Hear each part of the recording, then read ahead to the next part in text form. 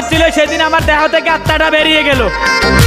দুর্ভাগ্য, কিছু করার নাই, শখের একটা গাড়ি ছিল, তাও মহাজন আমার কাছ থেকে কাইরা নিল। কিছুদিন পর দেখি আমার ওই শখের গাড়ি অন্য একটা দক্ষ ড্রাইভার চালাচ্ছিল। আমিও বেশ ভালো আছি, 3 বছর হয়ে গেল অন্য কোনো গাড়িতে এন্ট্রি নেই নাই। হঠাৎ এক আচমকা খবর আসলো আমার কানে, ওই দক্ষ ড্রাইভার নাকি 3 বছর চালিয়ে গাড়িটার চাকরি ছেড়ে দিছে। কিছুদিন আগে দেখি ওই গাড়ির মালিক আবার আমাকে ফোন দিয়ে বলে, বাবা যদি কোনো আপত্তি না থাকে তাহলে আমার এই গাড়ি তুমি আবার গ্রহণ করতে পারো।